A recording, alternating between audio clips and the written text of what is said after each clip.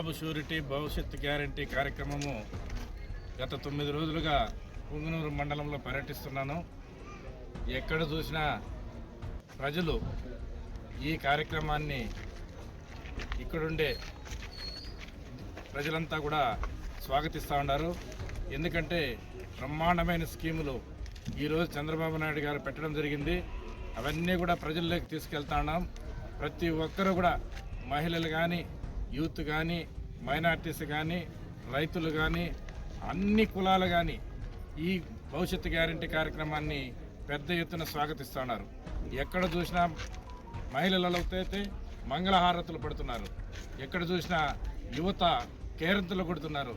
చంద్రబాబు నాయుడు రావాలా, ఈ రాష్ట్రానికి మళ్ళీ అభివృద్ధి అవుతుంది, అంతేగాని ఈ జగన్మోహన్ రెడ్డి పరిపాలన, ఈ సైకో పరిపాలన పోవాలని చెప్పి, ఈ విధ్వంస పరిపాలన పోవాలని చెప్పి యూత్ అంతా పెద్ద ఎత్తున ముందుకు వస్తున్నారు.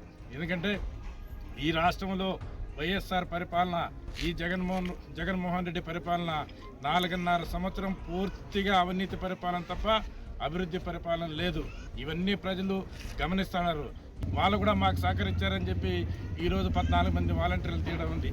అదే అంగన్వాడీలు గత నెలగా అంగన్వాడీలు రోడ్ల మీద ఎక్కడ చూసినా ధర్నాలు చేస్తూ ఉన్నాయి కదా. చీమకు నీరు ఎత్తినట్టు కూడా ఈ ప్రభుత్వానికి లేదు, ఈ జగన్మోహన్ రెడ్డికి పరిపాలన లేదు. ఇంట్లో కూర్చొని ఊరికే టీవీలు పెట్టుకొని చూసుకుంటా ఉన్నాడు. ఈ పరిపాలన చేసే విధానం పూర్తిగా విఫలమైపోయినాడని చెప్పి అందరికీ అర్థమైపోయింది. రాబోయేది చంద్రబాబు నాయుడు పరిపాలన, ఆయన పరిపాలన వస్తేనే ఈ రాష్ట్రానికి బాగుపడుతుందని చెప్పి అందరికి కూడా ప్రజలందరూ కూడా నిశ్చయించుకున్నారు. ఇంకా 2 నెలల్లో రాష్ట్ర ముఖ్యమంత్రిగా చంద్రబాబు నాయుడు కాబోతున్నాడని